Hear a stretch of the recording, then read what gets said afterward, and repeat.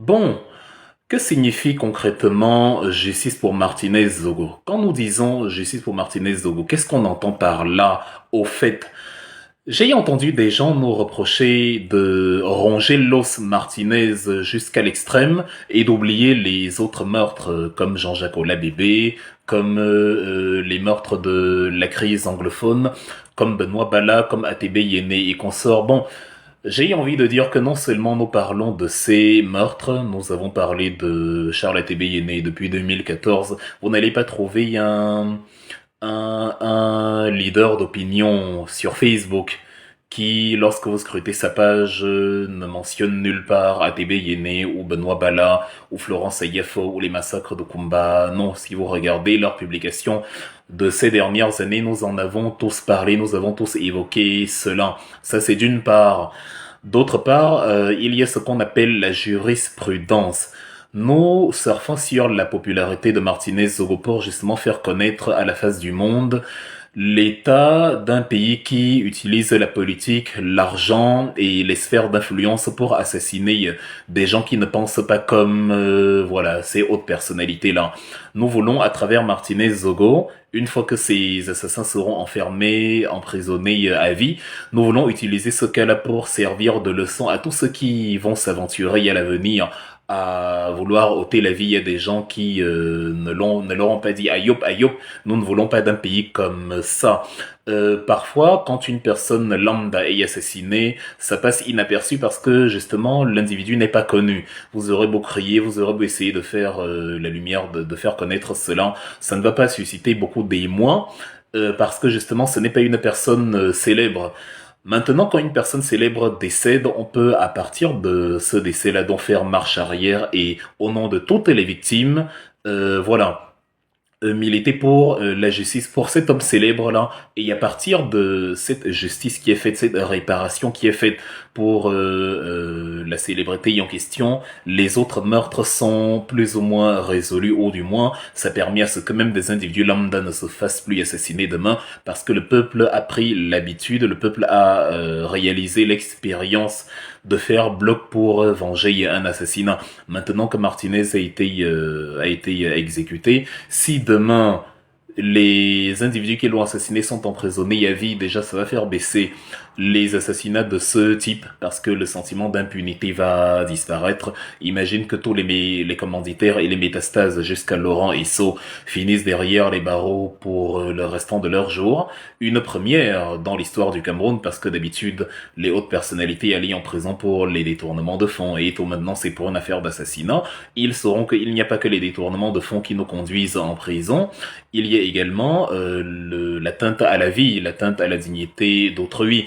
Donc c'est pour ça que nous creusons la piste Martinez. Vous avez vu, le Washington Post aux États-Unis a parlé de Martinez, le Guardian en Angleterre a parlé de Martinez. Ça fait que nous mettons à nu non pas le pays, le Cameroun, non pas la nation camerounaise, non, mais les malversations d'un gang de malfrats qui se sent impuni parce que les pressions ne sont pas assez fortes. Et à partir du moment où tout le monde se met à se battre pour justement le cas d'un assassinat comme ça, et à partir où la pression augmente, bah voilà, les choses changent, les lignes bougent, et en plus du fait que grâce à la pression, les criminels sont incarcérés, comme je disais, l'expérience, voilà, le stage citoyen que le peuple fait sert maintenant pour la suite, de manière à ce que s'il y a encore un assassinat comme celui-là, parce que bon, la perfection n'existe pas, il y aura toujours ce type de cas, mais de manière moins systématique, de manière plus espacée, de manière beaucoup plus, comment dire, plus prudente, plus voilà, moins tapante.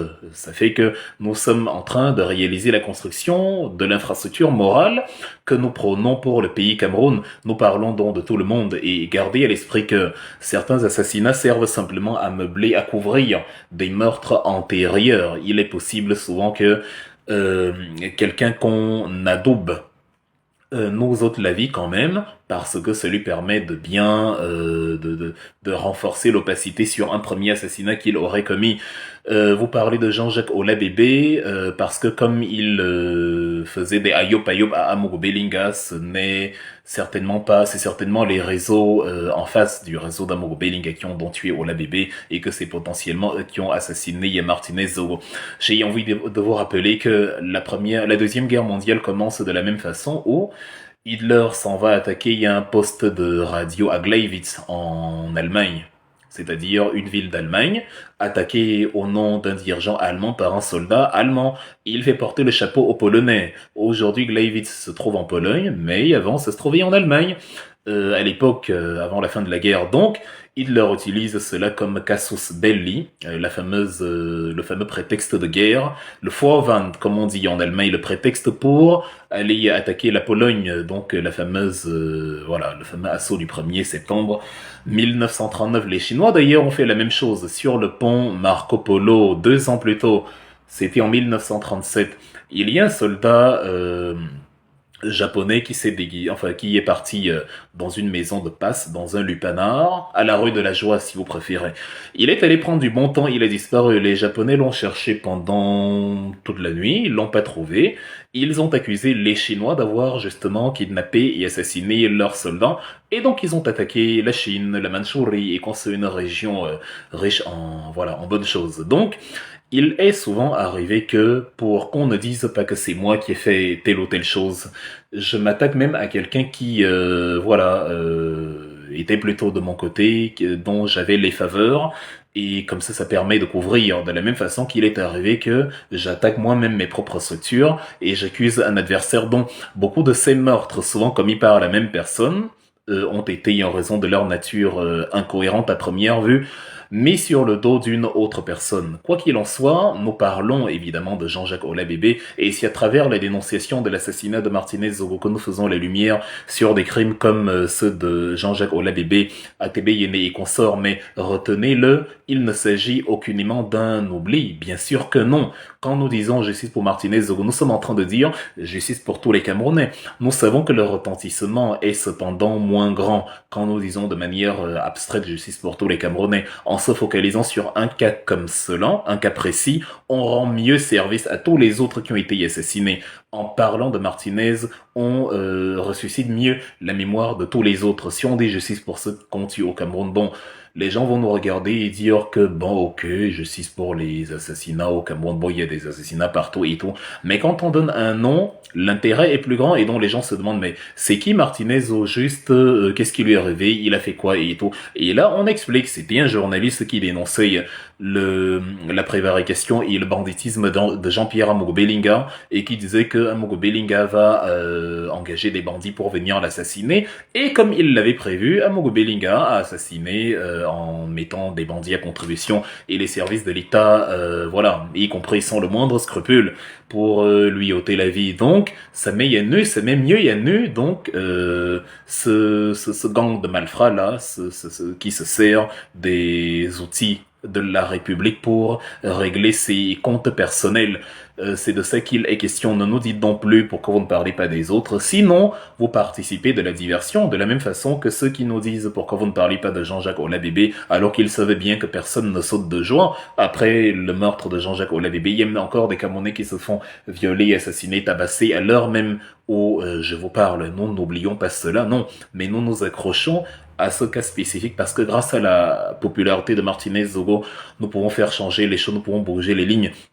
Je prends toujours l'exemple de Frank País, qui a été assassiné en 1922 à Cuba, et ce jour qui est donc devenu le Dia de la Révolution parce que c'était marqué comme point de départ de la révolution cubaine. Ça ne veut pas dire qu'on n'assassinait pas les gens à Cuba avant, mais ça sert d'exemple témoin, ça sert de cas témoin, ça sert de jurisprudence pour les assassinats suivants, pour que Castro montre au peuple cubain que regardez comment Batista, le président, assassine les étudiants, les contestataires et tout, et c'est comme ça qu'il a pu faire tomber Batista plus tard. De la même façon, Bouazizi en Tunisie, c'est un meurtre comme ça d'un étudiant, enfin d'un jeune commerçant qui, après y avoir fait tache d'huile, après y avoir ému le monde entier, a déclenché le printemps arabe dont nous voulons que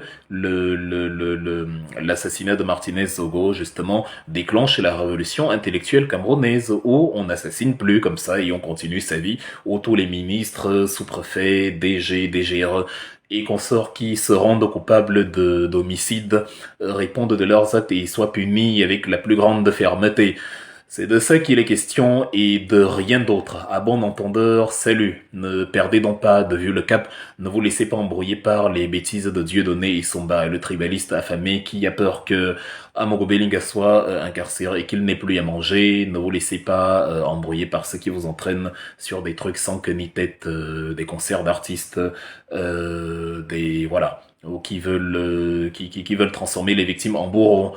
On se met à s'acharner sur Guy Zogo, sur Equinox TV, sur Reporters sans frontières, voire sur Martinez Zogo lui-même, pendant que les assassins et les criminels, ils sont là et qu'on est plutôt en train de plaider pour leur libération. C'est une sorcellerie que nous n'allons pas admettre pour le Cameroun de demain. Nous n'allons pas, on vous l'a dit, nous n'allons pas lâcher la pression. Nous sommes de ceux qui ne font pas dans la langue de bois, dont nous prenons sur nous de dire ce que vous ne dites pas. C'est le gang de Amogo Belinga, Justin Danoué, Eko et consorts qui sont impliqués dans l'assassinat de Amogo Belinga, de Martinez Zogo, pardon.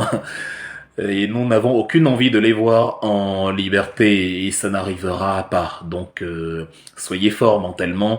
Les petites diversions des faux profils qu'on envoie vous dire vu les tractations, ils seront bientôt libérés. Ah non, ils ne le seront pas. Oui, les jours passent, ils ne le sont pas. Ça fait 3 semaines. Ils ne vont pas sortir de là. On ne rentre pas au seuil de 3 semaines en étant innocent. Ils ont attrapé Bibou Nissak dans sa maison. Il est encore en prison à l'heure actuelle pour 7 ans. Par quelle sorcellerie vous mettez dans la tête que Amogo Belinga et sa bande vont recouvrer la liberté un jour? C'est à oublier, et à oublier définitivement. Justice pour Martinez Zogo et ça passe par l'emprisonnement à vie de Amogo Belinga, de Justin Danoué et de toute la clique de cannibales qui lui ont ôté la vie et qui créent l'insécurité au Cameroun. Merci d'avoir regardé cette vidéo avec nous. N'oubliez pas de faire un tour sur notre page, de vous abonner et de cliquer sur la cloche de notification. À la prochaine pour un autre numéro.